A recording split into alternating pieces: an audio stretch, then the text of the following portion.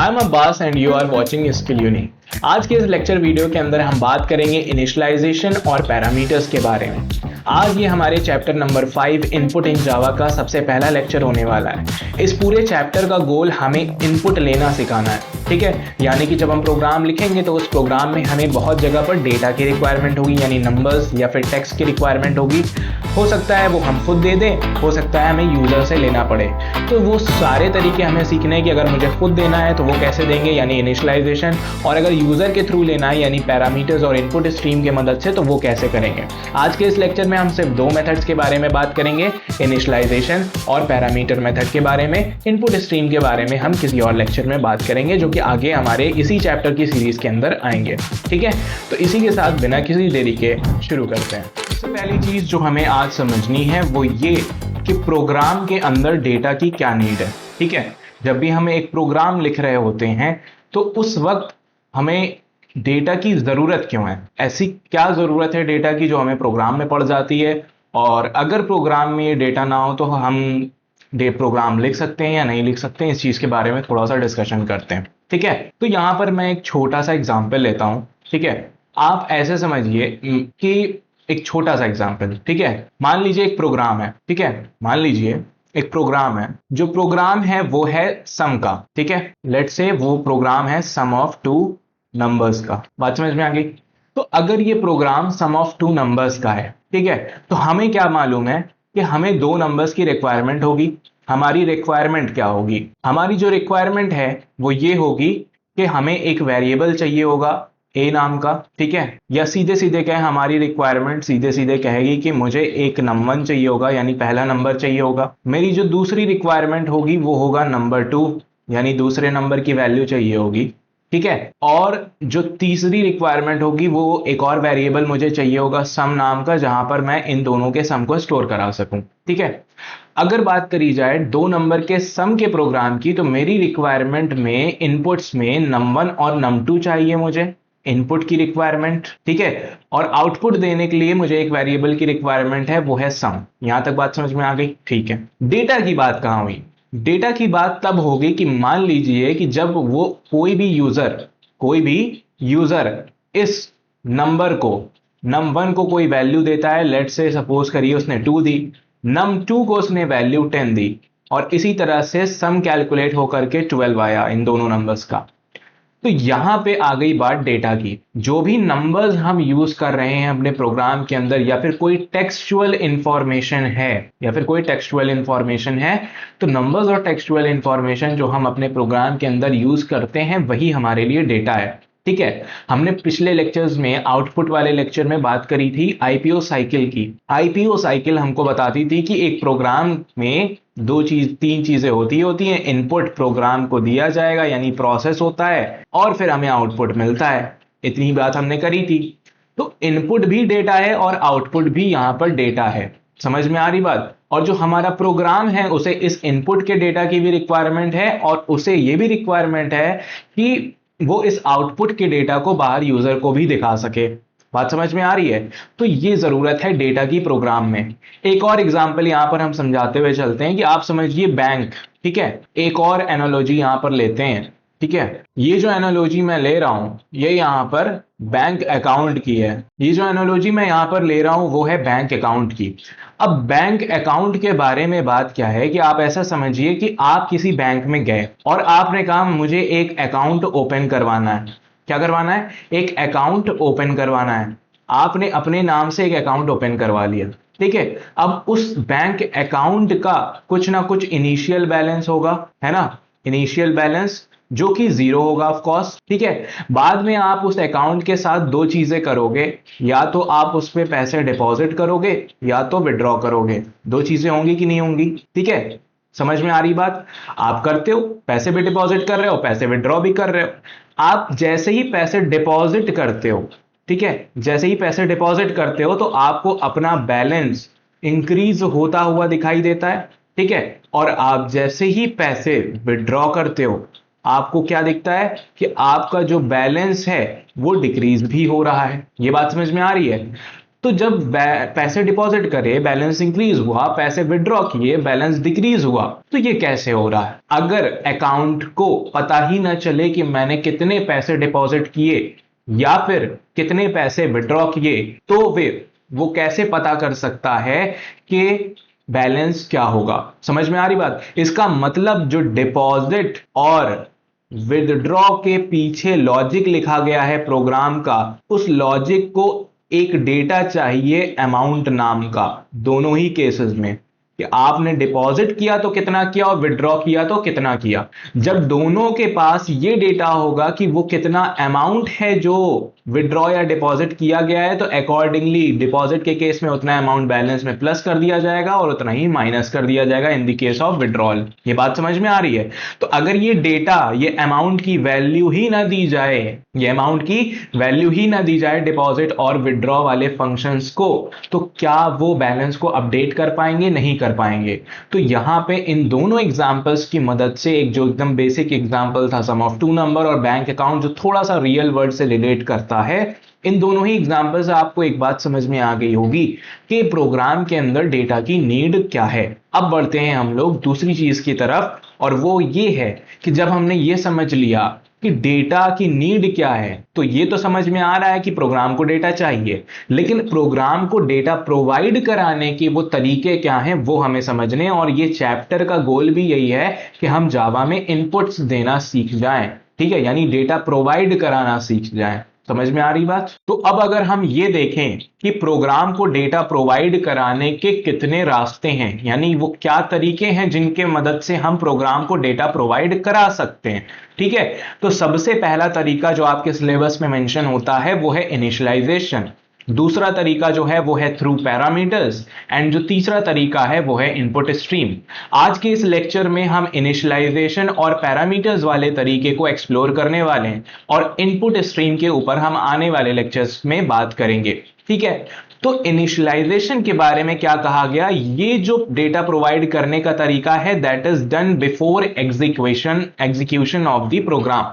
मतलब क्या है? मतलब ये कि प्रोग्राम जब कंपाइल कर लिया जाता है तो उसके बाद वो एग्जीक्यूट होता है, यानी रन होता है, यानी जब मैं मेन मेथड को कॉल लगाता हूं तो उस वक्त वो प्रोग्राम रन होता है। तो उस प्रोग्राम के रन होने से भी पहले, बिफोर एग्जीक्यूशन का मतलब क्या है? बिफोर एग्जीक्यूशन का मतलब है कि जिस वक्त कंपाइलेशन हुआ उसी वक्त, ठीक है, कंपाइलेशन के दौरान। एग्जीक्यूशन से पहले ही जो डेटा हम प्रोवाइड करा देते हैं प्रोग्राम को, वो इनिशियलाइजेशन कहलाता है। यहां पर तक बात समझ में आ गई?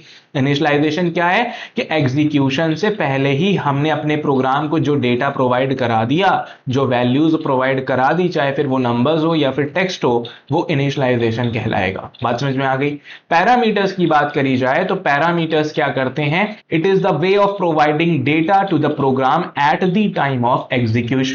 मतलब सिंपल है कि जिस वक्त कंपाइलेशन कंप्लीट हो गया, कंपाइलेशन कंप्लीट हो गया, और कंपाइलेशन कंप्लीट हो जाने के बाद जब हम बाहर जाकर के मेन मेथड को कॉल लगाते हैं, अगर उस वक्त हम कोई डेटा उसे प्रोवाइड कर रहे हैं तो वो पैरामीटर्स के थ्रू हो रहा है, ठीक है। अभी हम इसके ऊपर बात करेंगे कि पैरामीटर्स के थ्रू डेटा देने का क्या तरीका है। फिर जो तीसरा है वो है इनपुट स्ट्रीम। इनपुट स्ट्रीम क्या है? ड्यूरिंग एग्जीक्यूशन वाला स्टेज होता है, मतलब कि कंपाइलेशन से पहले वाला काम भी हो गया, कंपाइल भी हो गया प्रोग्राम, अब एग्जीक्यूशन की उसकी शुरुआत हो चुकी है, यानी अब वो प्रोग्राम रनिंग स्टेज में। अब अगर प्रोग्राम में मैंने कहीं अचानक से बीच में ऐसा लॉजिक लिखा है कि मुझे नंबर दो, मुझे इनपुट दो, मुझे डेटा दो, तो वो अगर काम करता है तो फिर हम उसे कहते हैं ड्यूरिंग एग्जीक्यूशन, और वो काम हम सिर्फ और सिर्फ इनपुट स्ट्रीम्स के थ्रू कर सकते हैं। यानी अगर प्रोग्राम के पास कीबोर्ड का एक्सेस आ जाए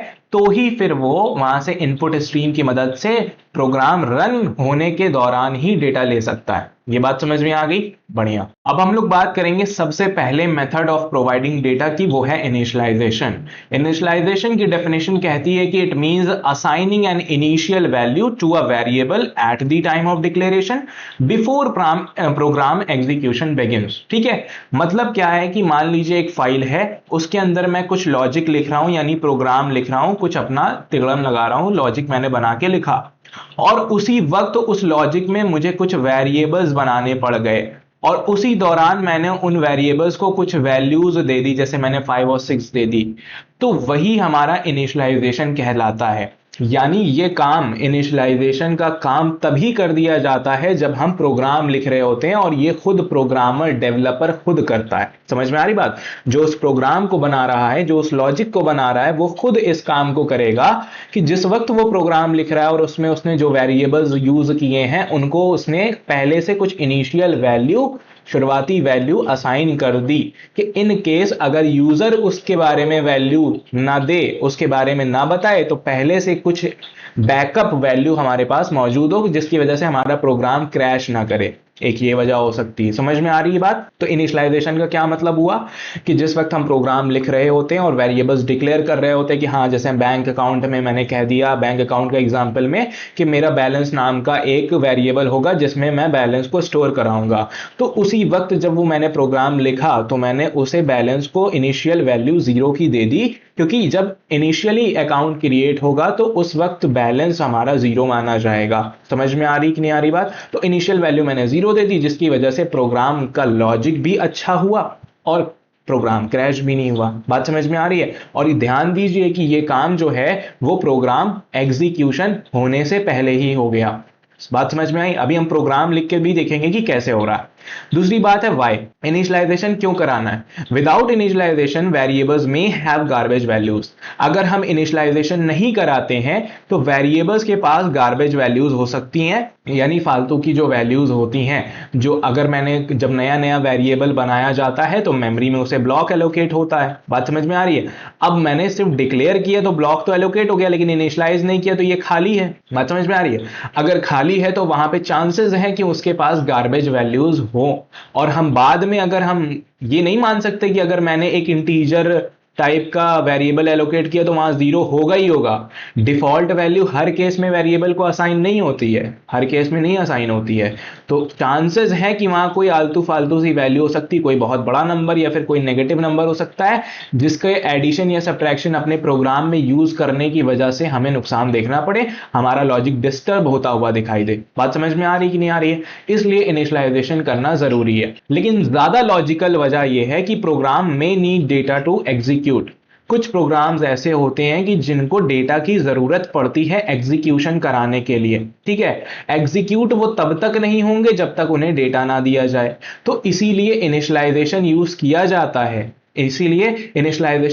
जाता है। वही बैंक अकाउंट की अगर बैलेंस वेरिएबल की मैं बात करता हूं, तो अगर मैंने बैलेंस वेरिएबल को कोई इनिशियल वैल्यू जैसे कि 0 नहीं दी, ठीक है, तो प्रोग्राम एग्जीक्यूशन तो कंपाइलेशन टाइम पे ही रुक जाएगा, वहां पे कंपाइलेशन में ही एरर आ जाएगी और वो खुद कह देगा कि आपने भैया वेरिएबल तो बनाया लेकिन उसकी वैल्यू को इनिशियलाइज ही नहीं किया।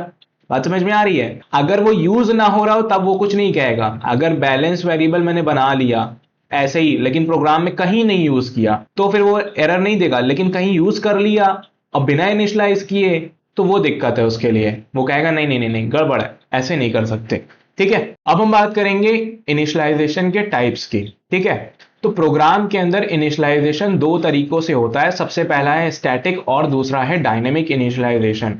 ठीक है, अब स्टैटिक इनिशियलाइजेशन की अगर हम बात करें तो ये कंपाइलेशन के दौरान ही हो जाता है। ठीक है, और अगर डायनेमिक इनिशियलाइजेशन की बात करें तो ये रन टाइम के दौरान होता है, यानी जब फाइल कंपाइल हो गई और जब हमने उसे एग्जीक्यूट कराया, यानी मेन मेथड को कॉल लगाई और प्रोग्राम रन होना शुरू हुआ, तो उस वक्त अगर कुछ इनिशियलाइजेशन होना होता है तो वो फिर डायनेमिक इनिशियलाइजेशन कहलाता है। ठीक है, अब इसके पीछे वजह है, वो कौन सी चीजें हैं जो डायनेमिकली इनिशियलाइज होती हैं, वो कौन सा केस है कि जहां पे स्टैटिक इनिशियलाइजेशन होगा, उसे हमें समझना है। स्टैटिक की बात करें तो यहां पर वैल्यू एडवांस में पता होती है, नोन इन एडवांस। ठीक है, मतलब हमें पहले से पता है कि इसकी वैल्यू क्या हो सकती है। ठीक है, and assigned directly in the code, और जिस वक्त हम कोड लिख रहे होते हैं उसी वक्त हम उसे वहां पर असाइन कर देते हैं, बता देते हैं। जैसे यहां पे एग्जांपल देखिए, int x is equal to 10, एक वेरिएबल मैंने बनाया x नाम का जिसका डेटा टाइप था इंटीजर। ठीक है, अब मुझे शायद इस प्रोग्राम में पता हो पहले से कि नहीं x की वैल्यू 10 ही होनी है।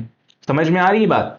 तो इसलिए मैंने डायरेक्टली इसे 10 को 10 असाइन कर दिया, तो यहां पर ये जो इनिशियलाइजेशन मैंने किया ये स्टैटिक इनिशियलाइजेशन की कैटेगरी में आएगा, यानी जिस वक्त प्रोग्राम कंपाइल होगा उसी वक्त x को 10 असाइन करा दिया जाएगा, क्योंकि यहां पे पता है कि x को असाइन कराना क्या है। हमें कोई कैलकुलेशन यहां नहीं करनी है, हमें कोई प्रोसेस पूरा यहां पे फॉलो नहीं करना है, हमें किसी मेथड के वैल्यू रिटर्न करने का इंतजार नहीं करना है। हमें तो पता है कि x को क्या असाइन कराना है, 10, तो हम दे देंगे और वो असाइन हो जाएगा। इसी तरह से स्ट्रिंग नेम नाम का एक वेरिएबल है जिसका डेटा टाइप है स्ट्रिंग और इसके अंदर एक टेक्स्ट है। हमें पता है कि नेम में ICSC डालना था और हमें चीजें क्लियर थी, तो हमने डायरेक्टली लिख दिया कि name is equal to ICSC होगा। तो जब प्रोग्राम कंपाइल किया जाएगा उसी वक्त इस ICSC को नेम में असाइन कर दिया जाएगा, because it is very clear. यहां पे कुछ एडिशन में कोई दूसरी स्ट्रिंग वगैरह तो लिखी नहीं कि जिसके साथ पहले इसको सॉल्व करना हो बाद में असाइन करना हो, नहीं, डायरेक्टली एक वैल्यू है, मुझे पता है कि असाइन तो यही होना है। तो ये हो गया हमारा स्टैटिक इनिशियलाइजेशन, कि जहां पर हमें वैल्यू एडवांस में पहले से मालूम होती है और हम डायरेक्टली कोड में वेरिएबल बनाते वक्त उसे इनिशियलाइज कर देते हैं। समझ में आ रही बात? और सिंपल भाषा में समझा जाए कि अगर इनिशियलाइजेशन में सिंपल सा एक कांस्टेंट लिखा हुआ हो, एक लिटरल लिखा हुआ हो, जैसे ये एक इंटीजर लिटरल है और ये एक स्ट्रिंग लिटरल है, सिंपल सा, जो कोई एक कॉम्प्लेक्स मैथ ऑपरेटर वाली एक्सप्रेशन ना हो, तो वो इनिशियलाइजेशन स्टैटिक ही होगा। डायनेमिक की बात करें, value is assigned eight the time of execution, often calculated using expressions, functions और यूजर इनपुट। बात समझ में आई? अब समझिएगा इसको। इस केस में, डायनेमिक इनिशियलाइजेशन के केस में, वैल्यू असाइन करने का जो तरीका है वो होता है eight the time of execution, यानी कंपाइलेशन खत्म हो गया, फाइल कंपाइल हो गई, तो फाइल जब कंपाइल हो जाती है, उस दौरान सारे स्टैटिक इनिशियलाइजेशन हो चुके होते हैं। लेकिन अभी भी कुछ इनिशियलाइजेशन बचे हुए होंगे जो डायनेमिक इनिशियलाइजेशन होंगे और अब उनकी शुरुआत होगी। कैसे होगा? हो सकता है एक बहुत कॉम्प्लेक्स सी एक्सप्रेशन हो, ठीक है, जैसे मैंने कहा कि नहीं, x में असाइन करना था 10 + 5 × 20, तो अभी क्योंकि ये एक कॉम्प्लेक्स एक्सप्रेशन है, इसको सॉल्व होना है, तो ये इनिशियलाइजेशन डायनेमिक के केस में चला जाएगा। बात समझ में आई? ठीक है। हो सकता है कि हम किसी फंक्शन के वैल्यू रिटर्न करने का इंतजार कर रहे हो, मतलब मैंने कहा x is equal to square of 4, कोई फंक्शन है स्क्वायर नाम का जिसमें मैंने 4 पास किया, तो उसके 16 रिटर्न करने का मैं इंतजार कर रहा हूं। तो जब ये फंक्शन मुझे 16 रिटर्न करेगा, कब करेगा? जब प्रोग्राम एग्जीक्यूट होगा। जब यहां वैल्यू आएगी तब फिर जाकर के x में कहीं असाइन हो पाएगी, तो वो कंपाइलेशन टाइम में तो नहीं होगी, वो रन टाइम में ही होगी। तो ये इनिशियलाइजेशन भी डायनेमिक हुआ, ठीक है। या फिर यूजर इनपुट, अगर मैं इनपुट स्ट्रीम का यूज कर रहा हूं और वहां पर प्रोग्राम में कहीं पे मैंने यूजर से डेटा मांगा है, तो मैं इंतजार कर रहा हूं कि जब यूजर मुझे डेटा दे तो मैं वैल्यू असाइन करूं। और यूजर जब डेटा देता है तो वो एग्जीक्यूशन का टाइम होता है, यानी रन टाइम का टाइम होता है। समझ में आ रही बात? तो इंतजार कर रहे हैं, जैसे ही वैल्यू आएगी हम असाइन कर देंगे। अब एग्जांपल देखते हैं। int a is equal to 5, एक वेरिएबल a था जिसमें वैल्यू 5 थी, एक वेरिएबल b था जिसमें वैल्यू 10 थी, ठीक है। इतना तो स्टैटिक इनिशियलाइजेशन हुआ, इतना तो स्टैटिक हुआ अगर सिर्फ इतने को देखा जाए, ठीक है। लेकिन फिर आगे देखिए क्या है, int sum is equal to a plus b, यानी सम नाम का एक वेरिएबल है जिसे इनिशियलाइज किया जा रहा है with the sum of a and b, a और b के सम के साथ। तो अब हमें भी पता है कि यहां पर एक एक्सप्रेशन है जो कि पहले सॉल्व करी जाएगी और फिर उसकी वैल्यू पता चलेगी, और जब सॉल्व करने के बाद वैल्यू पता चलेगी तब वो सम में असाइन करी जाएगी। तो जब हम इस फाइल को कंपाइल करेंगे तो ये जो पहली लाइन है ये तो स्टैटिक इनिशियलाइजेशन की मदद से कंपाइलेशन में ही हो जाएगी, लेकिन सम जो है वो डायनेमिक इनिशियलाइजेशन को फॉलो करेगा और जब प्रोग्राम रन करेगा तब जाकर के सम को एक वैल्यू मिलेगी। ये बात समझ में आ गई? बढ़िया। अब चलते हैं कोड की तरफ और कोड में इनिशियलाइजेशन को देखते हैं। तो अब हम लोग आ चुके हैं अपनी ब्लूजे स्क्रीन के ऊपर। मैंने यहाँ पे फटाफट से एक नई क्लास क्रिएट करी और क्लास का नाम मैंने दे दिया इनिशियलाइजेशन, ठीक है, और ओके दबा दिया, ठीक है। क्लास बन चुकी है। मैंने क्लास का एडिटर ऑन किया, ओपन किया और पुराने कोड को रिमूव कर दिया और फिर मैंने बॉयलर प्लेट लिख ली, पब्लिक क्लास इनिशियलाइजेशन, जो क्लास का नाम बाहर दिया था, और फिर मेन मेथड बनाया पब्लिक स्टैटिक वॉइड मेन, ठीक है। उसके बाद स्ट्रिंग आर्ग्स, उसके बाद ये हो गया, अब हम अपना काम शुरू करते हैं, यानी कि समझते हैं कि इनिशियलाइजेशन का क्या फंडा है। ठीक है, इनिशियलाइजेशन के जहां पर हमने एक नॉर्मल से वेरिएबल को इनिशियलाइज कर दिया, लेट से कोई मार्क्स नाम का वेरिएबल था, मैंने उसे 90 से इनिशियलाइज कर दिया। समझ में आ गई बात। इसके बाद मैं प्रिंट करा दूंगा यहां पर system dot out dot print Elon variable marks initialized. अगर वाकई में इसमें वैल्यू इनिशियलाइज हो गई होगी तो फिर यहां पर प्रिंट होता हुआ हमें दिखाई देगा आउटपुट में, है ना, वेरिएबल मार्क्स इनिशियलाइज्ड टू, और फिर मैं यहां पर जो भी मार्क्स की वैल्यू है वो मैं यहां पर डाल दूंगा, वेरिएबल को यूज कर लूंगा। अगर वाकई यहां पर मार्क्स में वैल्यू 90 आई होगी तो यहां पे प्रिंट हो जाएगी। बढ़िया, आगे बढ़ते हैं। अब जो टाइप्स हैं उसमें हम स्टैटिक इनिशियलाइजेशन देख लेते हैं। ठीक है, स्टैटिक इनिशियलाइजेशन। अब स्टैटिक का केस क्या था, नॉर्मल की, जहां पर मुझे पहले से पता है कि क्या वैल्यू उसकी हो सकती है। अब ये इसका एग्जांपल मैं बहुत बेहतरीन से यहां पर देता हूं, int पाई। ठीक है, int पाई, एक पाई नाम का मैंने वेरिएबल बनाया, हालांकि बनाना इसे एज अ कांस्टेंट चाहिए, तो फिलहाल वेरिएबल के तौर पे बनाते हैं। तो पाई जो है उसकी वैल्यू पहले से क्लियर है मुझे कि 3.14 होगी। अब बात समझ में आई। तो यहां पर हम इनिशियलाइजेशन को प्रॉपर तरीके से यूज कर सकते हैं। सॉरी, मुझे यहां पर डबल लेना चाहिए, डबल पाई इज इक्वल, क्योंकि फ्लोटिंग पॉइंट है ना, डेसिमल वाली वैल्यू है।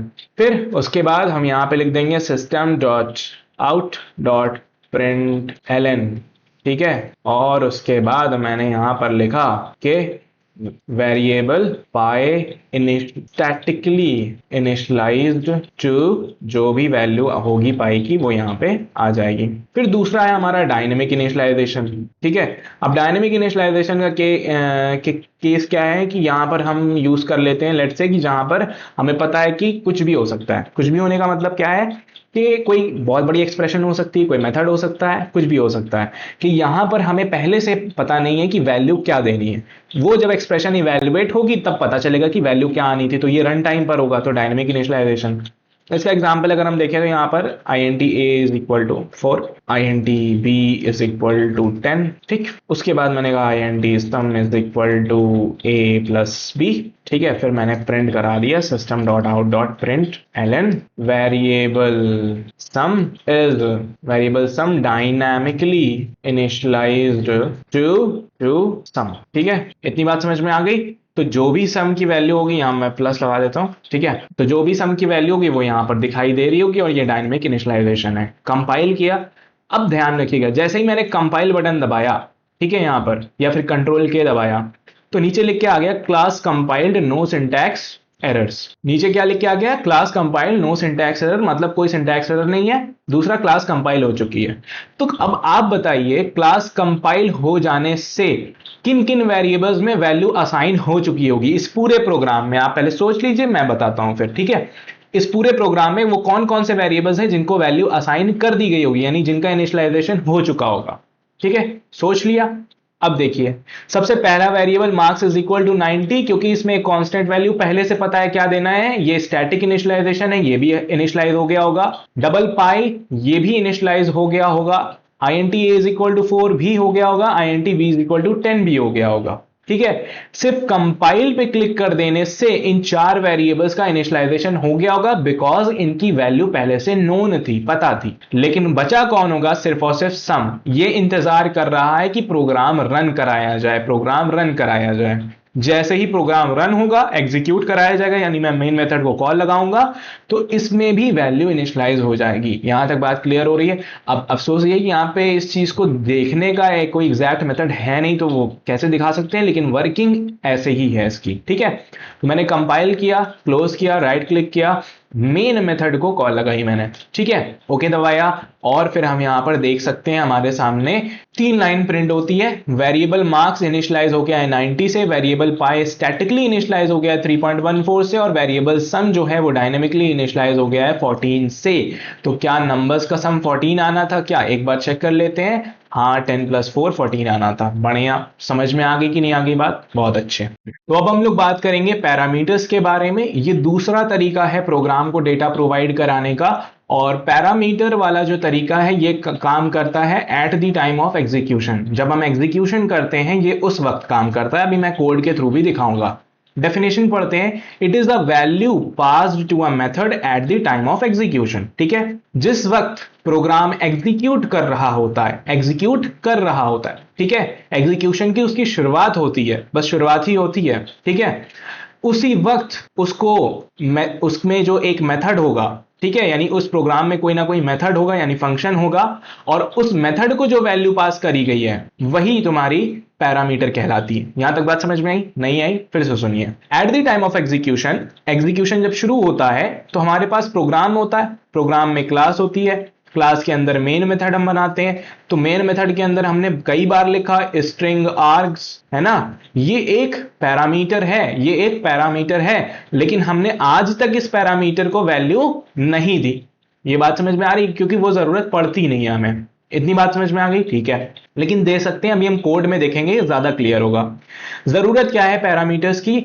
Helps make the program dynamic in terms of input handling. ठीक है, इनपुट हैंडलिंग के मामले में, डेटा हैंडलिंग के मामले में, कि जब हम उसे डेटा दे रहे हैं तो वो कितने अच्छे से ले पा रहा है डेटा को, ठीक है, और कितनी ज्यादा डायनेमिक वे में हम उसको और बेहतर कर सकते हैं, उस चीज में हमारी पैरामीटर हेल्प करता है। ठीक है, मतलब अगर मैंने पैरामीटर दे दिया तो पैरामीटर देने से पहला फायदा यह होता है कि उस पैरामीटर को देने के लिए इनिशियलाइजेशन करने की जरूरत नहीं होगी। ठीक है, जरूरी नहीं कि उसे इनिशियलाइज किया जाए।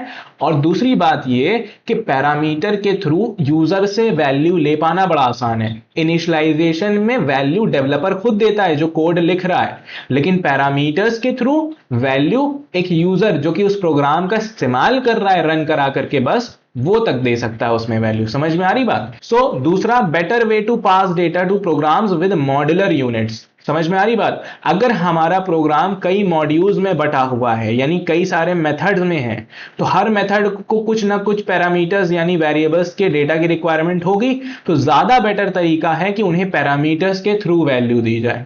मेथड को वैल्यू देने का सबसे बेटर तरीका होता है कि उन्हें पैरामीटर के थ्रू दी जाए। अब कोड की तरफ चलते हैं, कोड में देखते हैं तो चीजें ज्यादा क्लियर होंगी। तो अब हम आ चुके हैं अपनी ब्लूजे स्क्रीन के ऊपर, और हम यहां पर एक नई क्लास बनाते हैं, और यहां पर हमने इसका नाम दे दिया पैरामीटर्स। ठीक है, और पैरामीटर्स की क्लास को हमने यहां पे ले आया और हमने इसको ओपन कर लिया, पुराने कोड को रिमूव कर दिया और नया कोड लिख दिया, पब्लिक क्लास पैरामीटर्स। उसके बाद मैंने लिखा public static void main string args. ठीक है, सॉरी, यहाँ पे ब्रेसेस ओपन हो गए, बढ़िया, समझ गए। अब मान लीजिए इस पैरामीटर के प्रोग्राम का मैं इस्तेमाल करना चाहता हूं किसी 2 नंबर के सम कराने के लिए। क्या कराने के लिए? 2 नंबर का सम कराने के लिए। तो आपका तरीका क्या होता है कि आप करते int a is equal to 5, number की वैल्यू देना शुरू कर देते हैं, int b दूसरा नंबर जिसमें आपने वैल्यू 10 दे दी, ये आपके ऊपर था। लेकिन अब बताता हूं यहां पर हुआ क्या। फिर int sum is equal to a plus b, और फिर आप कहते हैं system dot out dot println, और फिर आप प्रिंट करा देते हैं कि सम इज प्लस सम। समझ में आई बात? ये आप करा देते हैं, बढ़िया, समझ में आ गई। ये बेसिक लॉजिक आप अभी तक यही सीखते आ रहे हो। लेकिन ये तरीका पैरामीटर्स के साथ नहीं है, ये तरीका पैरामीटर्स के थ्रू डेटा देने का नहीं है। ये तरीका था इनिशियलाइजेशन का इस्तेमाल करना, कि जहां पर हमने स्टैटिक इनिशियलाइजेशन और डायनेमिक इनिशियलाइजेशन दोनों का इस्तेमाल किया। ठीक है, अगर हम प्रोग्राम कंपाइल करके क्लोज करते हैं, राइट क्लिक करके मेन मेथड को कॉल लगाते हैं, ओके दबाते हैं, तो वो चीज यहां पर प्रिंट होती हुई हमें दिखाई दे रही है, कोई शक नहीं है, बढ़िया, समझ में आ रही बात। अब मैं एक चीज यहां पे दिखाना चाहता हूं, जब मैंने इस पैरामीटर क्लास के ऊपर राइट क्लिक किया तो void main string args, ये एक मेथड है जो कि इस क्लास के अंदर बना हुआ है, तो वो यहां पर दिखाई दे रहा है। ऐसे जितने भी मेथड्स मैं उस क्लास के अंदर बनाता हूं, तो जब मैं राइट क्लिक करूंगा वो सारे मेथड यहां पर लिस्ट आउट होते हैं। और यहां पे देखिए पहले से void main में क्या लिखा हुआ है, string square brackets then args लिखा हुआ है। तो अगर मैं इस पे क्लिक करता हूं तो अब यहां पे पढ़िए जरा सा ध्यान से, हो रही है एक मेथड कॉल। हो क्या रही है? एक मेथड कॉल हो रही है। क्या हो रही है? एक मेथड कॉल हो रही है। और मेथड का नाम क्या है? जो सिग्नेचर होती है मेथड की, यानी उसकी पहली लाइन जिससे हमें मेथड के बारे में सारी जानकारी मिल जाती है, वो दिख रही है यहां पर। और फिर यहां क्या लिखा है जरा ध्यान से पढ़िए, पैरामीटर्स डॉट मेन। ठीक है, मेन मेथड के पैरामीटर्स। अब मेन मेथड के पैरामीटर्स में पहले से इन्होंने 2 डिफॉल्ट वैल्यू यानी खाली एरेज बना दिए हैं। अब स्ट्रिंग स्क्वायर ब्रैकेट आर्ग जो है वो एक एरे है जिसका डेटा टाइप स्ट्रिंग है, जो स्ट्रिंग की वैल्यूज को स्टोर करा सकता है। तो उसके लिए इन्होंने यहां पर इसका इस्तेमाल किया है। यहां पे बात समझ में आ रही है? तो यहां से हम चाहें तो उसमें कुछ वैल्यू दे सकते हैं। तो एक बात समझ में आई कि उस मेथड में अगर हम और पैरामीटर्स बना दे तो हम बाहर से वैल्यू यानी यूजर भी वैल्यू दे सकता है। ओके, तो अब हम यहाँ पे आ जाते हैं कोड पे। कोड पे हम वापस आ गए। अब मैं देखिए कर क्या रहा हूं पैरामीटर्स के खेल में। पैरामीटर के थ्रू अगर मुझे वैल्यू देनी है तो मैं यहां से इन दोनों को हटा दूंगा, इनिशियलाइज करने की कोई जरूरत नहीं है मुझे। अब यहां देखिए एरर आना शुरू हो गई। ए और बी के नीचे क्या लिख के आ रहा है, अनडिक्लेयर्ड वेरिएबल, यानी ये ऐसे वेरिएबल हैं जिन्हें डिक्लेयर नहीं किया गया। अब सवाल उठता है कि अगर मुझे पैरामीटर्स के थ्रू डेटा लेना है तो मैं कैसे लूंगा। सबसे पहली लाइन यहां देखिए, public static void main string args, ये एक मेथड है जहां पे मेथड का नाम मेन है, मेथड का नाम मेन है, उसमें पहले से एक पैरामीटर मौजूद है स्ट्रिंग आर्ग्स। ठीक है, तो मैं इसको यहां पर यूज नहीं करने वाला हूं। ठीक है, हमने जो int a और b हम यूज करने वाले हैं उसको हमने यहां पर भी लिख दिया। अब समझिए होगा क्या। अब देखिए एरर अपने आप चली गई, मैंने कंपाइल किया, अब कोई सिंटैक्स एरर नहीं आ रही है। अब समझिए हुआ क्या, मेन मेथड में मैंने दो पैरामीटर्स और ऐड किए, int a और int b नाम का। इन पैरामीटर्स को यहां पे ऐड करने का फायदा यह हुआ कि हमें इन्हें इनिशियलाइज करने की जरूरत नहीं पड़ी, इनकी वैल्यू पहले से बताने की जरूरत नहीं पड़ी। अब इसका फायदा यह होगा कि जब हम इस प्रोग्राम को कंपाइल करके क्लोज करेंगे और क्लास पे राइट क्लिक करेंगे तो मेन मेथड में हमने जब कॉल लगाई तो अब इस बार हम यहां पे देख रहे हैं पैरामीटर्स डॉट मेन में जहां भी एक बॉक्स बन के आ रहा था स्ट्रिंग आर्ग्स का, अब दो बॉक्स और बन के आ रहे हैं जिनमें क्लियरली लिखा हुआ है int a int b। यहां पे पहला बॉक्स int a का है जो अभी ब्लू ब्लू है और नीचे वाला int b का है। इसका मतलब हम बाहर से इनको कुछ वैल्यू दे सकते हैं। अब मैंने दिया कि पहला नंबर है 20 और दूसरा नंबर है 30, तो हमें पता है कि प्रोग्राम हमें सम रिटर्न करने वाला है और तो इस हिसाब से हमें 50 मिलना चाहिए। ओके जैसे मैंने ही दबाया तो यहां पर इसने कहा स्ट्रिंग आर्ग्स एम्प्टी जा रहा है, तो मैंने इसके लिए जो खाली एरो जाता है उसको दे दिया और अब जैसे ही मैंने ओके दबाया यहां पे सम इज 50 लिख करके आ रहा है। अब आपको कुछ बात समझ में आई। पैरामीटर्स हमको ये अलाउ करते हैं कि हम बाहर से वैल्यूज ले सकते हैं। मैंने खाली एरे भेज दिया स्ट्रिंग आर्ग्स में और वैल्यूज मैंने इस बार 100 रख दी और फिर मैंने 200 रख दी, तो मुझे पता है सम 300 आएगा, तो सम इज 300। इस तरह से हम प्रोग्राम को कितना ज्यादा डायनेमिक बना पा रहे हैं, हमें इनिशियलाइज करने की भी जरूरत नहीं पड़ी और बाहर से यूजर उसको वैल्यू दे पा रहा है और वो समझ पा रहा है कि आंसर क्या आने वाला है। अब बात क्लियर हुई कि पैरामीटर्स किस तरह से काम करते हैं। तो अब बढ़ते हैं नेक्स्ट चीज की तरफ। अब हम लोग वापस से ब्लूजे की स्क्रीन पर आ चुके हैं और अब हम एक ऐसा प्रोग्राम लिखने वाले हैं, एक ऐसा प्रोग्राम लिखने वाले हैं कि जिस प्रोग्राम के अंदर मैं आपको इनिशियलाइजेशन और पैरामीटर्स दोनों तरीके से, सेम प्रोग्राम के अंदर हम दोनों तरीके से डेटा का इनपुट ले रहे होंगे। तो फटाफट से उसे देखते हैं। ठीक है, तो मैंने एक नई क्लास बनाई और इस क्लास का नाम है सर्किल। ठीक है, ओके, सर्किल नाम की क्लास बन गई। क्लास को ओपन किया, पुराने कोड को रिमूव किया, अब मैंने लिखा पब्लिक क्लास सर्किल। ठीक है, उसके बाद फिर मैंने यहां पर मेन मेथड बना दिया। जरूरी नहीं है कि हमें बनाना ही पड़े। ठीक है, चलिए मेन मेथड नहीं बनाते हैं। ठीक है, पब्लिक क्लास सर्किल सिर्फ मैंने इतना लिखा। अब इसके अंदर मेरा गोल है दो मेथड्स को बनाना, दो ऐसे मेथड बनाना। सबसे पहला मेथड जो सर्किल का एरिया कैलकुलेट करके मुझे बताए, दूसरा ये जो सर्किल का सरकमफेरेंस कैलकुलेट करके बताए। ठीक है, तो मैं यहां पे सबसे पहले रिक्वायरमेंट लिख देता हूं, फॉर्मूला ऑफ एरिया। एरिया का जो फॉर्मूला है, ठीक है, या सीधे सीधे ये लिखा जाए कि एरिया ऑफ सर्किल का जो फॉर्मूला है वो है pi multiply by r into r. क्या मतलब हुआ कि एरिया ऑफ सर्किल होता है पाई आर स्क्वायर, यही होता है ना, तो पाई इंटू आर, ये हो गया। दूसरा सरकमफ्रेंस का क्या फॉर्मूला होता है, अगर मुझे सर्किल के सरकमफ्रेंस की लेंथ निकालनी है तो वो कैसे पता चलेगी, उसके लिए फॉर्मूला हमारा होता है 2 multiply by pi multiply by r. ठीक है, ये बात समझ में आ गई, बढ़िया। अब यहां पे समझिएगा कि ये दो चीजें हैं और इन्हीं दोनों चीजों के लिए मुझे मेथड्स बनाने हैं। तो एरिया ऑफ सर्किल के लिए मैं फटाफट से एक मेथड बनाता हूं और इस मेथड को मैंने void दे दिया। ये इसका रिटर्न टाइप होता है। अभी आपको नहीं समझ में आई, जब मेथड्स क्लास 10th में पढ़ेंगे तब इसके ऊपर बात होगी, अभी आप इस पे ध्यान मत दीजिए। आपको बस समझना है इनिशियलाइजेशन और पैरामीटर, आप उस पर फोकस रखिए। ठीक है, तो void एरिया, उसके बाद मैंने यहाँ पे पैरेंथेसिस क्लोज करी, ये किया। ठीक है, इसी तरह से मैं यहाँ नीचे भी एक बना लूंगा एक method void circumference, parenthesis open and close करी, ये हो गया। अब बात समझ में आई, ये मेथड बन गया। जितना भी येलो एरिया देख रहे हैं आप, और ये भी सर्कमफरेंस नाम का एक मेथड बन गया। अभी इसके अंदर कुछ भी नहीं, खाली है, तो मतलब अगर अभी इसको कॉल भी किया जाए तो कुछ नहीं करेगा। मैंने कंपाइल किया, एरर कुछ नहीं आएगी, क्लोज किया, राइट क्लिक किया, तो अब राइट क्लिक करने पर आप देख रहे हैं यहाँ न्यू सर्किल लिख के आ रहा है, ठीक है, न्यू सर्किल लिख के आ रहा है, लेकिन वो दोनों मेथड यहां पर नहीं दिख रहे हैं, आपको नहीं दिख रहे हैं ना। लेकिन मैंने क्या कहा था कि सारे के सारे मेथड दिखते हैं जो क्लास में इंप्लीमेंटेड होते हैं। उसकी वजह यह है कि इनके आगे स्टैटिक नहीं लगाया गया, और स्टैटिक नहीं लगाएंगे तो बिना ऑब्जेक्ट के इनको एक्सेस कर पाना मुश्किल होता है, पॉसिबल ही नहीं है। तो अब मैंने स्टैटिक लगा के कंपाइल किया इसको, और अब राइट क्लिक किया तो मुझे दोनों एरिया यहां दिखने लगे, वॉइड एरिया और वॉइड सर्कमफेरेंस दिखने लगे। बढ़िया। अभी मैं वॉइड एरिया को कॉल करता हूं, कॉल हो गया, कोई आउटपुट की विंडो नहीं खुल के आई। सर्कमफ्रेंस को कॉल किया, कॉल हो गया, कोई आउटपुट की विंडो नहीं खुल के आई। क्यों नहीं खुल के आई? क्योंकि मैंने कुछ प्रिंट नहीं किया था। बात समझ में आई? तो अभी खाली है, इसलिए कुछ भी नहीं हुआ, और ना ही कुछ उसने इनपुट मांगा। इनपुट तब वो मांगेगा, इनपुट वो तब मांगेगा जब उसको पैरामीटर्स दिए जाएंगे। तो मैंने कहा अगर मुझे एरिया ऑफ सर्किल कैलकुलेट करना है तो मुझे दो चीजें पता होनी चाहिए। एक पाई की वैल्यू पता होनी चाहिए, एक आर यानी रेडियस पता होना चाहिए। रेडियस यूजर मुझे बताएगा, पाई तो एक कांस्टेंट है। तो जो चीज मुझे यूजर से लेनी है मैंने उसे पैरामीटर में डाल दिया, INT-R, ठीक है, बढ़िया। अब ये यूजर बता देगा, और मुझे यहां अंदर रिक्वायरमेंट है पहले से किसकी? पाई की। तो मैं एक कांस्टेंट बना दूंगा फाइनल INT पाई, ठीक है, इज इक्वल टू INT नहीं, इसको मैं यहां पे डबल लूंगा क्योंकि डेसिमल वैल्यू देनी है हमें, ठीक है, तो वो हो जाएगा 3.14, बढ़िया, सेमीकोलन। अब इसके बाद सेम लाइन में यहां पर भी कॉपी कर देता हूं, क्योंकि भाई पाई की रिक्वायरमेंट तो सर्कमफ्रेंस में भी है, बढ़िया। अच्छा, सर्कमफ्रेंस को कौन से पैरामीटर्स देने की जरूरत है? सर्कमफ्रेंस में फॉर्मूला है 2 इंटू पाई इंटू आर। पाई की वैल्यू तो कांस्टेंट है, वो अंदर इनिशियलाइज कर दी मैंने। आर जो कि रेडियस है वो यूजर बताएगा कि सर्किल का रेडियस कैसा है, तो यहां पे भी INT-R सेम जाएगा, बढ़िया।